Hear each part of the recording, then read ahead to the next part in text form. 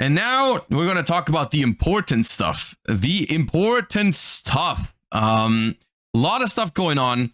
We have a new selection pack that brings a lot of new archetypes to and old support to the game that we've been waiting for a long time.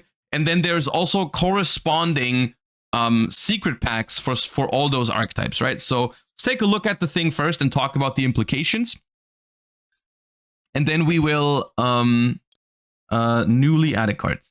And then we will open some packs and then get into some gaming. Okay, so a lot to digest here. Let's go from maybe least important to most important. We have Thea the Primal Being, which is a bad Yu-Gi-Oh card. Bad Yu-Gi-Oh card. Do not craft, not necessary.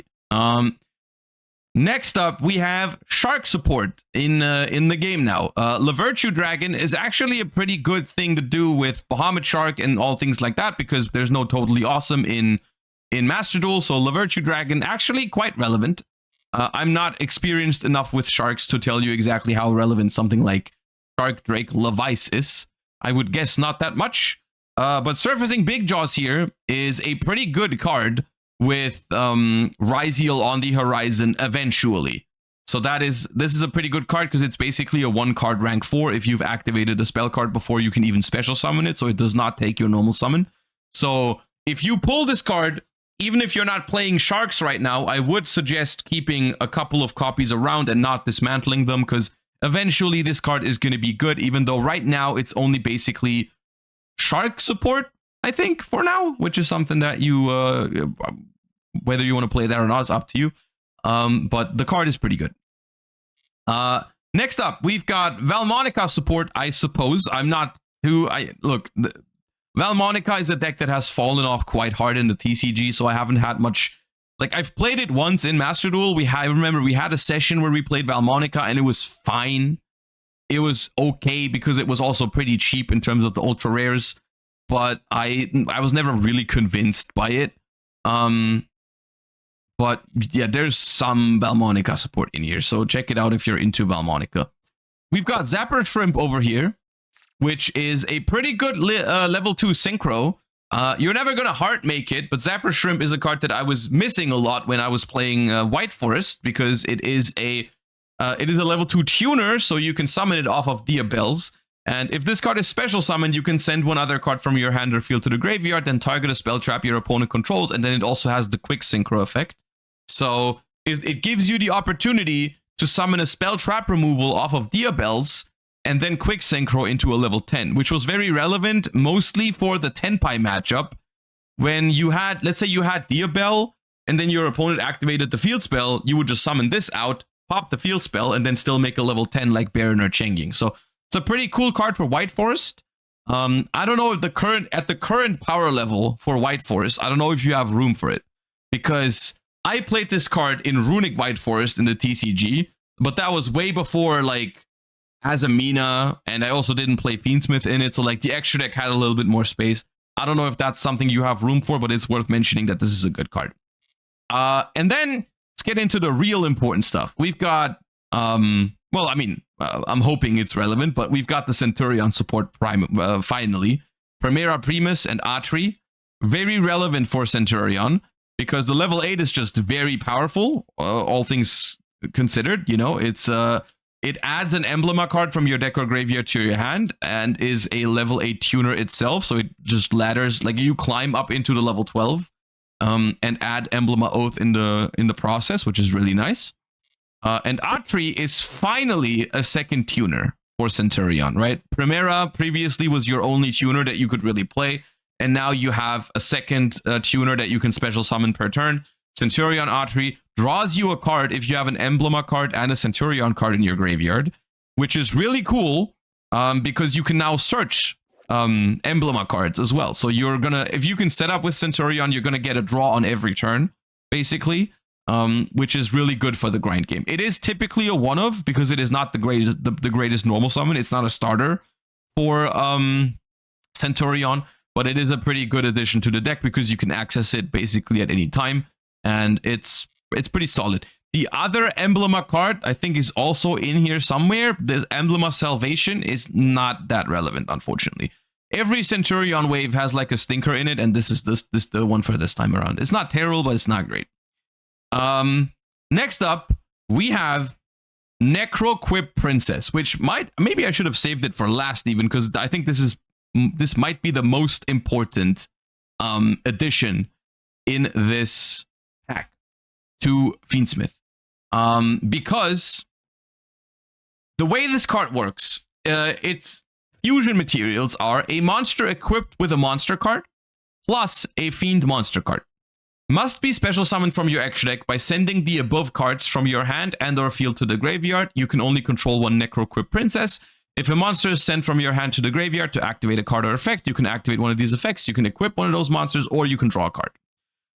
This card is massive for Fiendsmith because it gives you a way to combo off of Fiendsmith Tract, Moon of the Closed Heaven, and Fabled Lurie, which was previously not possible because you needed an extra body to link off your engraver, right? Because what you would do, whether you have Tract or Lurie or Moon, doesn't matter. You have a Light Fiend, you link it off into Requiem, you summon out Engraver, and then you can't do anything with that Engraver. You have to have another body to link it off, to get it into the graveyard, to make sequence with it, and all that stuff.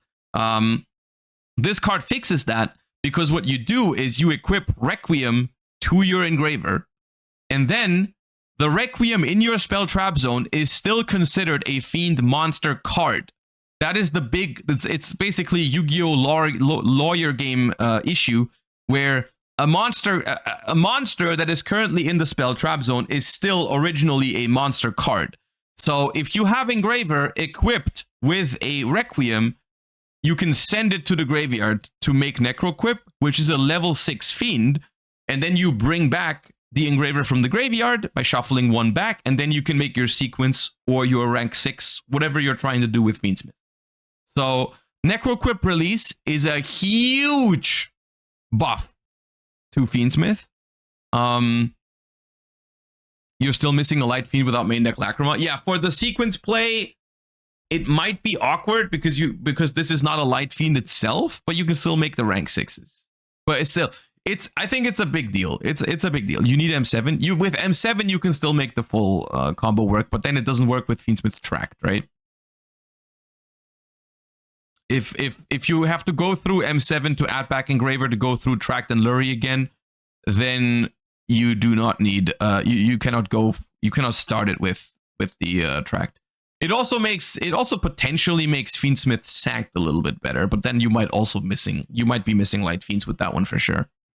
Either way, this is a big deal for Fiendsmith decks. It also is pretty solid because this effect is actually more relevant than you might think when you're playing a Fiendsmith, because whenever you draw, let's say, Engraver plus Tract, and you play multiple Tracts, you can use the Tract to get to Necroquip Princess, and then you use your Engraver later, and you get a draw from the Necroquip Princess. So basically, the Engraver is just a free plus, which is nice.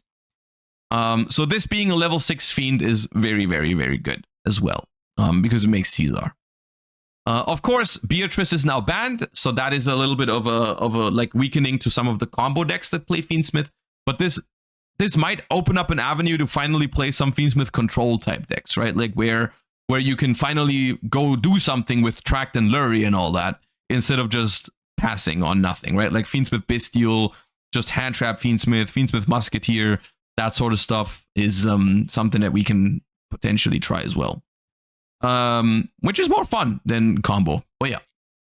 And then we've got two pretty big new archetypes in the game. Well, a new archetype. Memento is not a new archetype, but it is the very, very necessary support for the deck now. And the deck is now at, correct me if I'm wrong, full power. I think there's everything here now. We did now have Sleepy, and we have Memento Miklan Tekutlika Creation King.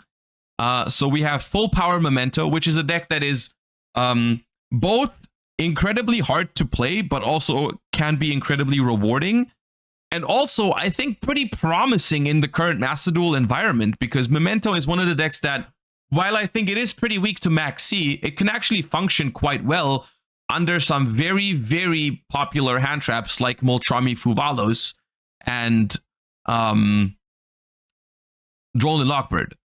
Like there's some very, very potent lines under both of those cards. And they are both very popular right now due to the popularity of like Fiendsmith and Snake Eye and whatever. So this deck could potentially be, this deck could potentially be a very, very good pick for the upcoming seasons and also the regional qualifiers. And where I'm gonna put some effort into learning this deck at some point. I have played this deck in the TCG. I haven't brought it to a big tournament yet. But like, I know some of the stuff that's going on with it. I would definitely not say I am perfect with it. But I think if you play this deck really well, it can be really fun, rewarding, and good. So we're gonna probably have like a session or two, maybe today, maybe next week, probably next week, where we're gonna try and learn this deck and maybe master it, because I think it's gonna be pretty relevant. Also, I think Ugly Fish is also in here. Sorry, Beautiful Fish. Where's Beautiful Fish? There, Akiran. Very important too for Memento. And then last but not least, we've got Primite. Primite Ether Barrel, Primite Lordly Load, Primite Drill Beam. They're all here.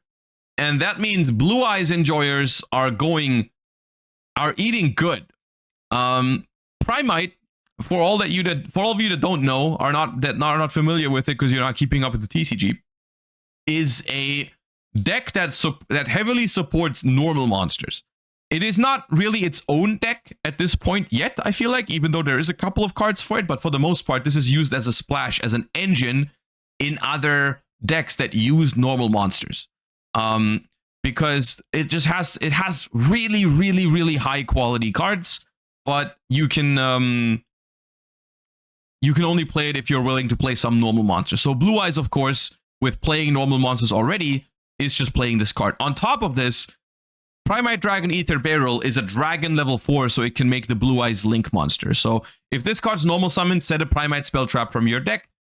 You contribute this card, send a normal monster from your deck to the graveyard. You're not going to do this very often. During your standby phase, if you have a normal monster in your field or graveyard, you can add this card from the graveyard to your hand. So basically, just on normal summon gets you a Primite spell trap and comes back to your hand every standby phase. So it's a great card for the grind game. Primite Lordly Load. When this card's activated, add a Primite card from your deck to your hand, except Lordly Load. You can declare a normal monster's card name, special summon a declared normal monster from your hand, deck, or grave with the name. Also, you cannot special summon, you cannot activate the effects of special summon monsters on the field this turn. So you cannot activate the effects of special summon monsters on the field this turn. Does that mean the rest of this turn? No, it's the entire turn, right? It's just rest of this turn, but I feel like it's weirdly worded on this one. Because I felt like it was rest of the turn in TCG, but like it's... Okay, anyways. I was thrown off by the wording there, but like, yeah. It is the rest. Yeah, you can activate stuff beforehand. So this is something you can use at the end of your combo to summon out an additional Blue Eyes, which is sometimes massive for the trap card as well. And just having more Blue Eyes in rotation is good. And then I think, in my opinion, the best card in Primite is Primite Drill Beam, which is reveal a Primite card or a normal monster in your hand except Primite Drill Beam, or if you control a normal monster or a level 5 or higher Primite, you can activate this effect without revealing a card. Then target a face-up card on the field, negate its effects, and if you do, banish it. This effect is by far one of the most powerful, like, spell effects you could have on a quick play spell, because at first glance, it might sound like an imperm that also banishes the card, which would also be, it would already be good if it was that, right? Like, imperm that also removes the monster, but no, you can also use it on spell cards. Like, your opponent activates triple tactics talents, you go drill beam it, negate and banish. It is so, I think it's the best Primite card for sure, because it also, during your main phase, if you control a Primite monster, you can set this card from your graveyard. It's infinite. It's infinite. You get it back every turn, and you will always have a Primite monster because this comes back in your standby phase. So I think Primite Drill Beam is an exceptionally powerful card. And the Primite engine is exceptionally strong in grind games because of it. So this adds a lot of stuff to the to the Blue Eyes deck.